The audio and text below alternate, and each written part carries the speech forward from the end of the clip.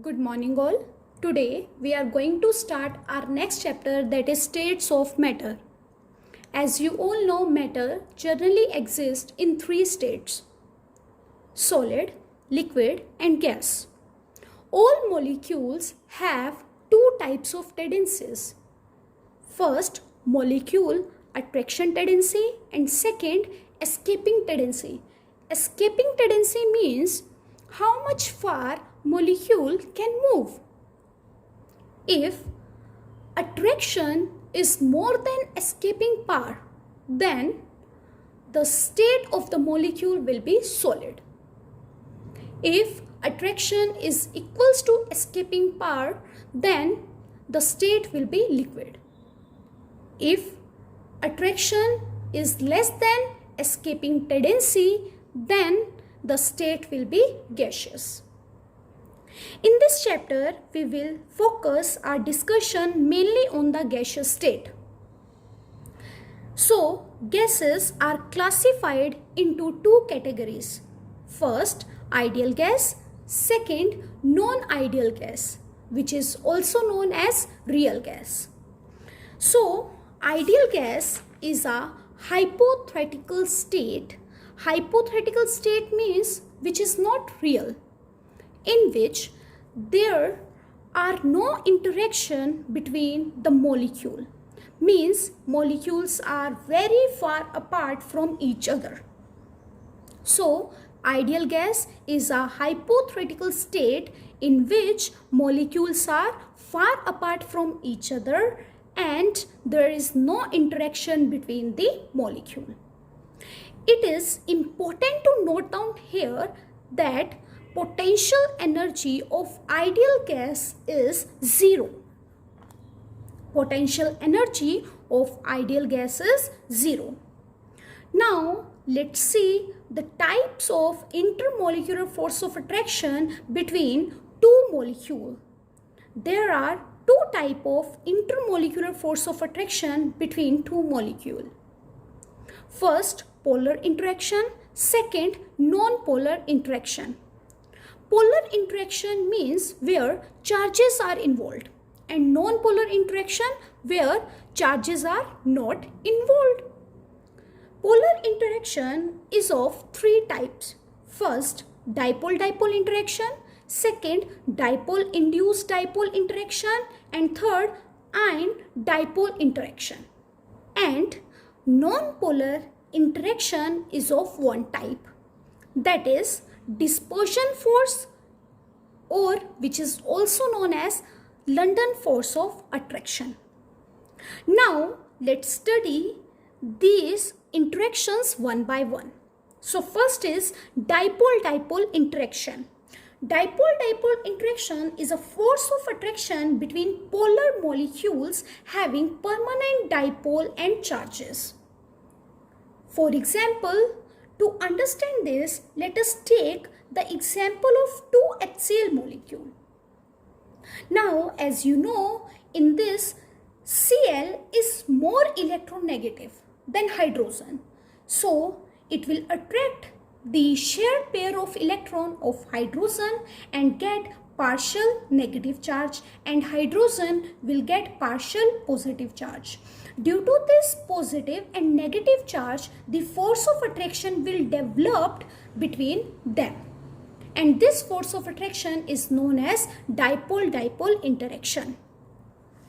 Second is dipole-induced dipole interaction. To understand this, let us take an example of water and xenon. Now, as you all know, water have already dipole, means it is a polar molecule, whereas xenon is a non-polar molecule, means it do not have dipole. So, as it will come towards the oxygen of water, then dipole will generate in this, means positive charge, that is proton, will come on one side and negative charge, that is electron, will come on other side. And due to this positive and negative charge, force of attraction will develop in them, then This force of attraction is known as dipole-induced dipole interaction. So, dipole-induced dipole interaction is the attraction between the polar molecule having permanent dipole and a non-polar molecule having zero dipole. Third is ion dipole interaction. To understand this, let us take an example of NaCl and water. Now, as you know, water is a polar molecule. So, it has dipole, whereas NaCl is an ionic molecule. So, when we will mix NaCl in water, Cl negative will surrounded by the hydrogen which have partial positive charge, whereas Na positive will be surrounded by the oxygen which have partial negative charge. So, due to this, the force of attraction will develop between them, and this is known as ion dipole interaction. Now, let's understand here one more term, that is solvation. Solvation is a phenomena of oppositely charged ion getting surrounded by the opposite end of the solvent molecule. For example, when we have mixed NaCl in water, so in that NaCl was acting as solute and water was acting as solvent. Now, in this, Na positive will be surrounded by oxygen which have partial negative charge, and the Cl negative will surrounded by the hydrogen atom which have partial positive charge. Means in this, cation will be surrounded by negative part of solvent and anion will be surrounded by positive part of solvent. So, solvation means when ion is surrounded by solvent, this is known as solvation. If solvent is water, then it is known as hydration. So, basically we can say hydration is solvation and solvation is hydration. Now, let's discuss London force of attraction. There was a scientist whose name is Fritz London, who said for any interaction, molecule should be charged and have dipole. But as you all know, non-polar molecule do not have charge and dipole. So they don't have intermolecular force of attraction. If they don't have intermolecular force of attraction, then the non-polar molecule cannot exist as solid and liquid. They should be exist as gases. But benzene, carbon tetrachloride is non-polar molecule and exists in liquid form.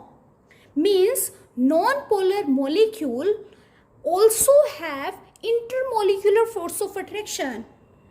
That is why they exist in liquid form.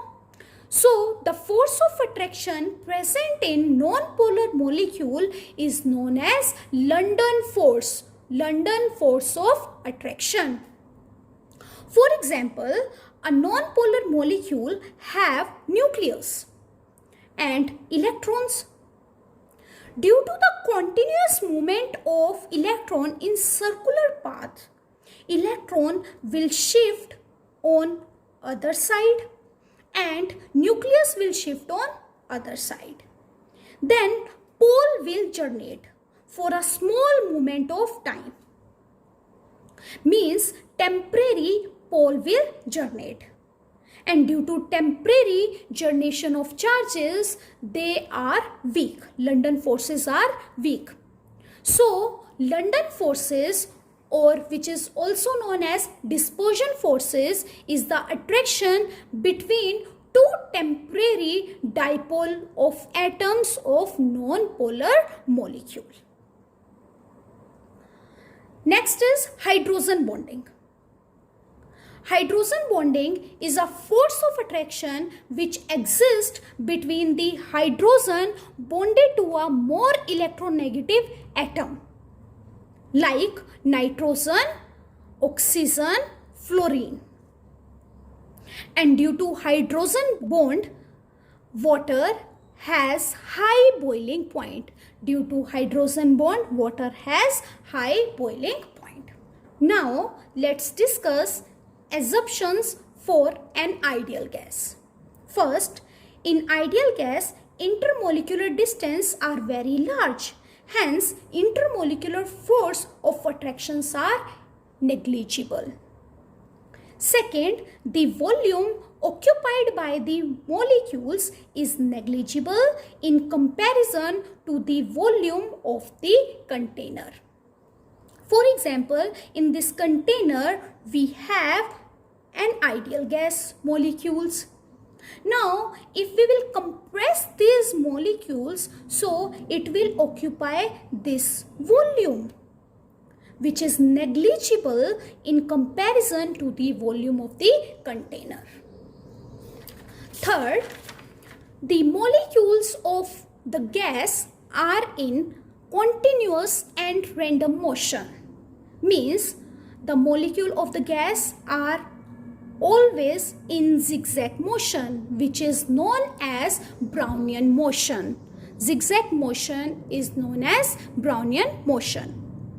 The molecules keep colliding among themselves and with the walls of the container.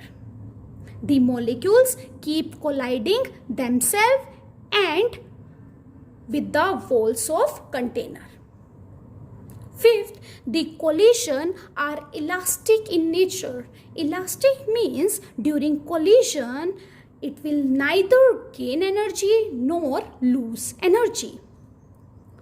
Sixth, the law of classical mechanics is applicable on the molecular motion of gas.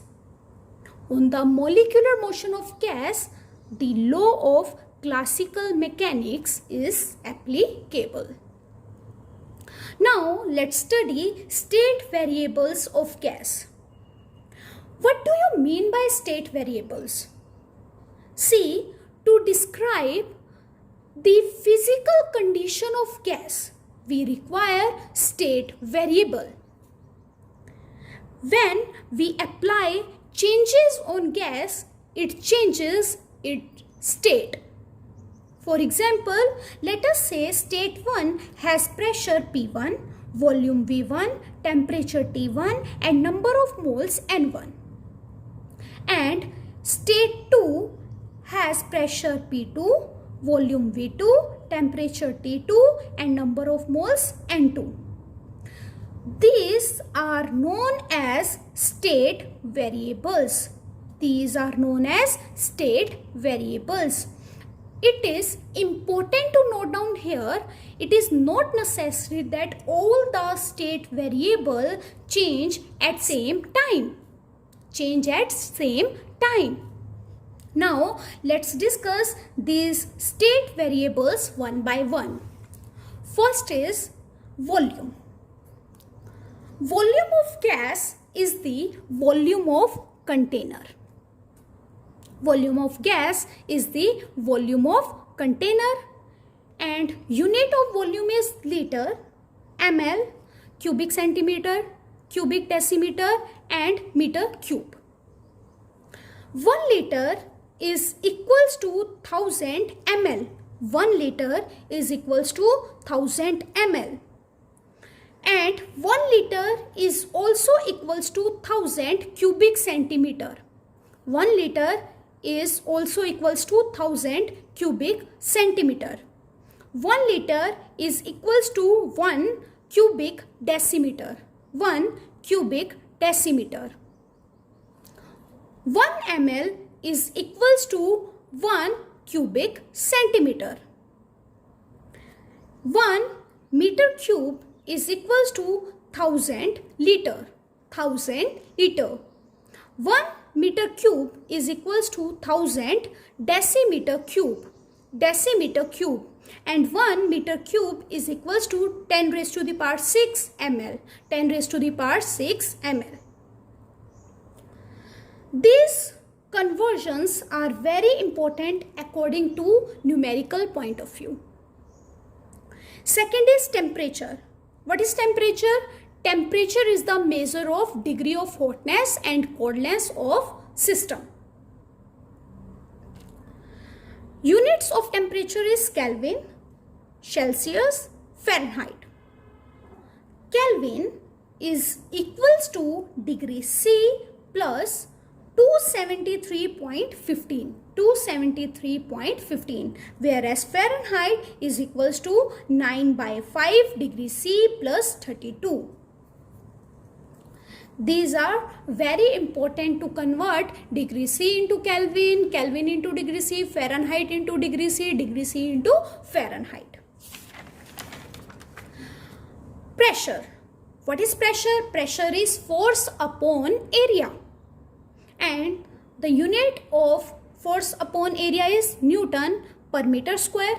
But in chemistry, we use units like bar, atm, torr, mm of mercury or centimeter of mercury and Pascal, which is equals to Newton per meter square. 1 bar is equals to 10 raised to the power 5 Pascal.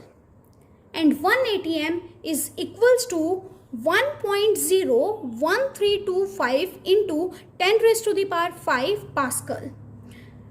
And 1 atm is equals to 1.01325 bar. 1 atm is also equals to 760 mm of mercury, and 1 atm is also equals to 760 torr. Now let's study gas law. These are very important.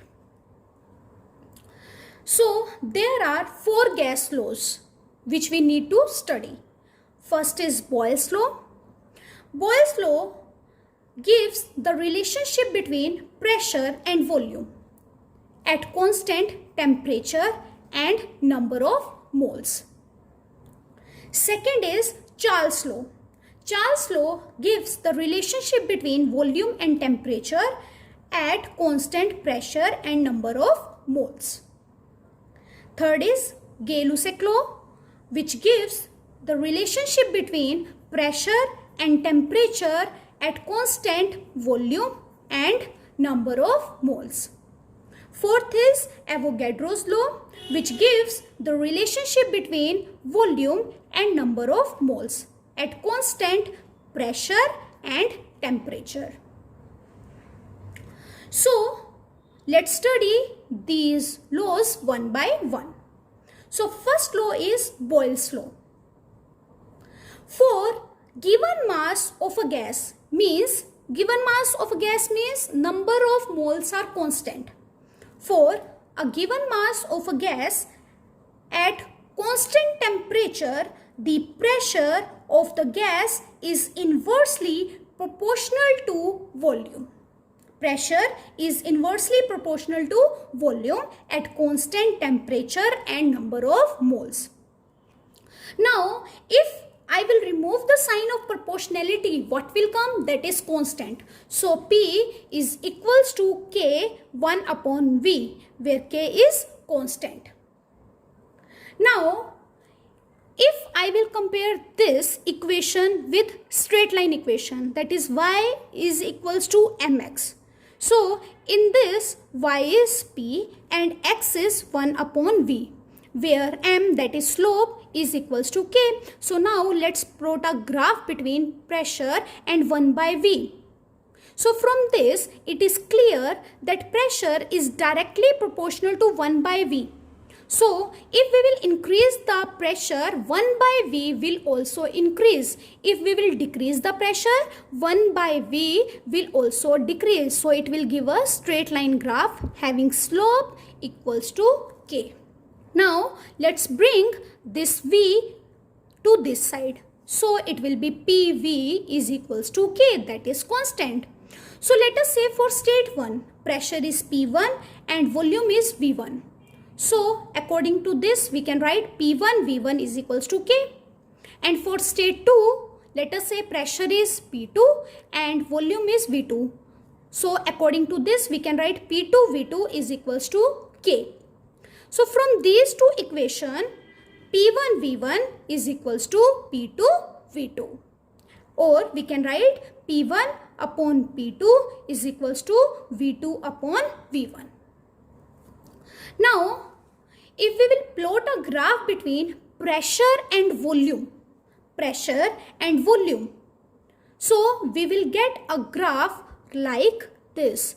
We will get rectangular hyperbola. It means if pressure increases, V decreases.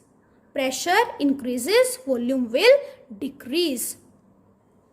First graph we have drawn between pressure and 1 by V. Here drawing a graph between pressure and volume. Now let's see the relationship between pressure and density. As we know, density is mass per unit volume. So volume will be mass upon density. So PV is equals to K. Pressure into, in place of V, we can write M upon D, where M is mass and D is density, is equals to K. So now let's bring D, that is density, to this side and K to this side. So it will be D is equals to P into M upon K. Let's say M upon K is equals to K dash. So D is equals to P into K dash. So according to this, we can say at constant temperature, pressure is directly proportional to density. Pressure is directly proportional to density. Now let's do one numerical here. A balloon is filled with hydrogen at room temperature. It will burst if pressure exceeds 0.2 bar. If at 1 bar pressure, the gas occupies 2.27 liter volume, up to what volume can the balloon be expanded? See, in this question, P1 is given, that is P1 is equals to 1 bar and V2 is equals to 2.27 liter. P2 is equals to 0.2 bar. We need to calculate in this volume.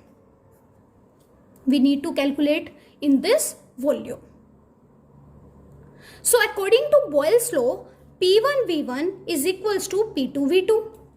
P1 is 1, V1 is 2.27, P2 is 0.2 and V2 we need to calculate.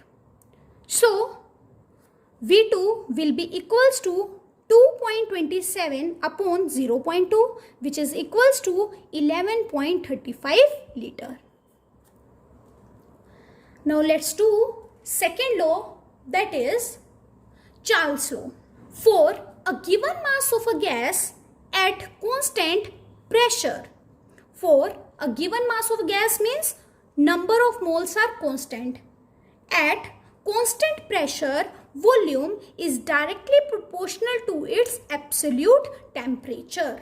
Volume is directly proportional to its absolute temperature. If I will remove the sign of proportionality, what will come? That is constant. So V is equals to KT. Now if I will compare this equation with straight line equation, that is y is equals to mx, then y is equals to v and x is equals to t, and m, which is slope, is equals to k. So we will get a straight line equation having slope k. Now according to this, we can write v upon t is equals to k. that is constant. Now for state 1, let us say we have volume V1 and temperature T1. So according to this, we can write V1 upon T1 is equals to K. And for state 2, we have volume V2 and temperature T2. So we can write V2 upon T2 is equals to K. So from these two equations, we can write V1 upon T1 is equals to V2 upon T2. If temperature is given in degree C, then this equation V is equals to KT becomes V is equals to K T plus 273 Kelvin. T plus 273. Now let's multiply K. V is equals to KT plus K 273. Now let's compare this equation with this equation, that is y is equals to mx plus c. Then on y-axis we will write v and on x-axis we will write t. So we will get a straight line equation where this point is equals to 273K. 273K. Now if I will exceed this line in the backward direction, then the point where this line will cut, this point will be minus 273. This point will be minus 273, which is known as absolute zero temperature. Absolute zero temperature. Now let's do one numerical. On a ship sailing in Pacific Ocean where temperature is 23.4 degrees C, a balloon is filled with 2 liter air. What will be the volume of the balloon when the ship reaches Indian Ocean where temperature is 26.1 degrees C? Very easy. See here, T1 is equals to 23.4 degrees C. First of all, let's convert it into Kelvin. So it will be 296.4 Kelvin. And T2 is equals to 26.1 degrees C. Again, let's convert this into Kelvin and it will be 299.1 Kelvin. V1 is equals to 2 liter and V2 we need to calculate. According to Charles' law, V1 upon T1 is equals to V2 upon T2. So V1 is 2, T1 is 296.4 is equals to V2 we need to calculate, and T2 is equals to 299.1. So V2 is equals to 2 into 299.1 upon 296.4, which is equals to 2.018 liter. Now let's see our third law, that is Gay-Lussac law. For a given mass of gas, means number of moles are constant. At constant volume, pressure of the gas is directly proportional to absolute temperature. Now let's remove the sign of proportionality, then what will come? That is constant. So P is equals to KT. Now let's compare this equation with this equation, that is y is equals to mx. So now if we will draw the graph between P and T, that is pressure and temperature, then again we will get a straight line equation having slope K. According to this, we can write P upon T is equals to K, that is constant. So let us say for state 1, pressure is P1 and temperature is T2. So P1 upon T1 is equals to K. For state T2, let us say pressure is P2 and temperature is T2. So we can write P2 upon T2 is equals to K. From equation first and second, P1 upon T1 is equals to P2 upon T2. Next law is Avogadro's law. At constant pressure and temperature, volume of the gas is directly proportional to the number of moles of the gas. Now let's remove the sign of proportionality. Then V is equals to K into N. Now let's compare this equation with straight line equation, that is Y is equals to mx. Now if we will plot a graph between volume and number of moles, then again we will get a straight line equation having slope K. So with this or from this we can write V upon N is equals to K. V upon N is equals to K. So at constant temperature and pressure, equal volume of gas will contain equal number of moles. Equal volume of gas will contain equal number of moles.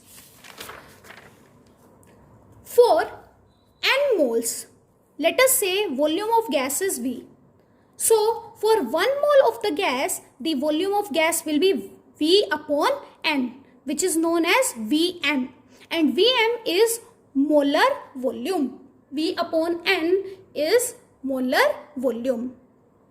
At standard temperature pressure, means when pressure is equals to 1 atm and temperature is equals to 273 Kelvin, 1 mole will be equals to 22.4 liter, which we have already done in chapter 1.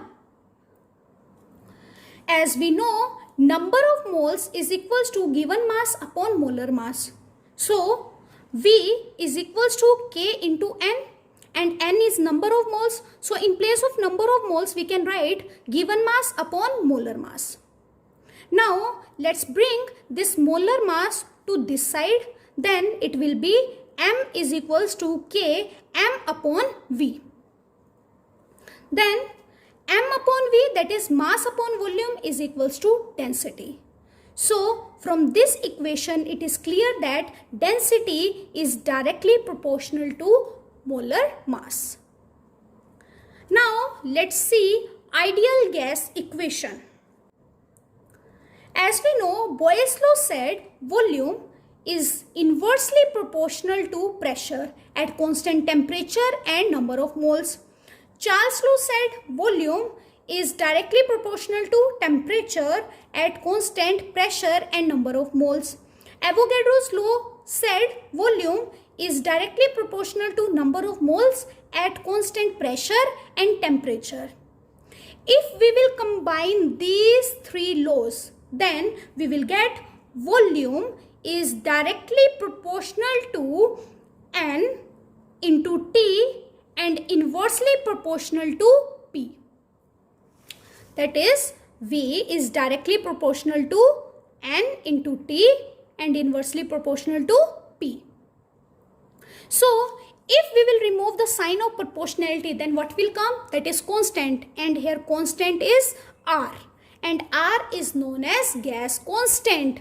R is known as universal gas constant, whose value is 8.314 joule per mole per Kelvin, or 0.0821 liter atm per mole per Kelvin, or 2 calorie per mole per Kelvin. So here V is equals to nRT upon P. Now bring this P to this side, then it will be PV is equals to nRT, and this is an ideal gas equation. This is an ideal gas equation. Now suppose if we keep constant number of moles and pressure, volume and temperature all are variables. So for initial state, let us say we have pressure P1, volume V1 and temperature T1. Then P1 V1 is equals to nRT1. N is constant here. So P1 V1 is equals to nRT1. From this we can write P1 V1 upon T1 is equals to nR. For final state, let us say pressure is P2, volume is V2 and temperature is T2. So according to this we can write P2 V2 is equals to nRT2. or P2 upon P2 V2 upon T2 is equals to NR. This is equation number second. Then from equation first and second, we can write P1 V1 upon T1 is equals to P2 V2 upon T2, and this equation is known as combined gas law. Combined gas law. Now let's do numerical. At 25 degrees C and 760 mm of mercury, pressure gas occupies 600 ml volume. What will be its pressure at a height where temperature is 10 degrees C and volume of the gas is 640 ml? See, in this pressure, that is P1 is given, that is 760 mm of mercury, and V1 is 600 ml. T1 is 25 degrees C. It is given in degree C, so we need to convert it into Kelvin. It will be 298 Kelvin. And V2 is given, that is 640 ml. T2 is given, that is 10 degrees C. Again, let's convert it into Kelvin, and it will be 283 Kelvin. And in this, we need to calculate P2. So, according to combined gas law, P1 V1 upon T1 is equals to P2 V2 upon T2. P1 is 760, V1 is 600, T1 is 298, P2 we need to calculate, V2 is 640 upon T2 is 283. So, P2 will be equals to 760 into 600 upon 298 into 283 upon 640, which will be equals to 676.6 mm of mercury. Next, calculate the temperature of 4 moles of a gas occupying 5 decimeter cube at 3.32 bar. R is given in this question, that is 0.083 bar decimeter cube Kelvin inverse mole inverse. So as we know, PV is equals to nRT. P is 3.32, V is 5, N is 4, R is 0.083, and we need to calculate temperature. So temperature will be equals to 3.32 into 5 upon 4 into 0.085. So T will be equals to 50 Kelvin. Let's see next question. 34.05 ml of phosphorus vapor weighs 0.0625 gram at 546 degrees C and 0.1 bar pressure. What is the molar mass of phosphorus? See, as we know, PV is equals to nRT. Here in this question, we need to calculate molar mass, and N is equals to given mass upon molar mass. So let's put this value in this equation, then we can calculate molar mass. P is equals to 0.1 into volume is equals to 34.05 ml. So we need to convert into liters. So it will be 34.05 upon 1000. N is given mass upon molar mass. And R is equals to 0.0821. And temperature is 819. 819. Here in this, temperature is given in the degree C. So we need to convert into Kelvin, and in Kelvin it will be equals to 819. So given mass of phosphorus is 0.0625. 0.0625. Now m will be equals to 0.0625 into 0.0821 into 819 into 1000 upon 0.1 into 34.05, which will be equals to 1250.4 gram per mole. Let's see again this question.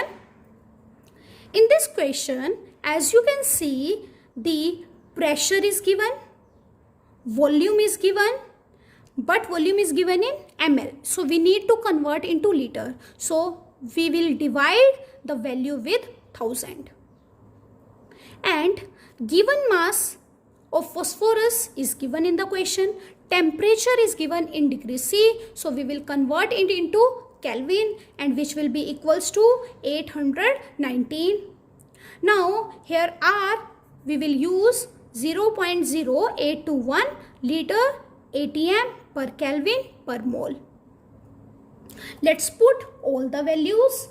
That is, pressure is 0.1 into volume is 34.05 upon 1000 is equals to given mass is 0.0625 upon molar mass, and R is 0.0821 and temperature is 819. Then molar mass will be equals to 1250.4 gram per mole. I hope you have understood today's topic. So that's all for today. Have a nice day ahead.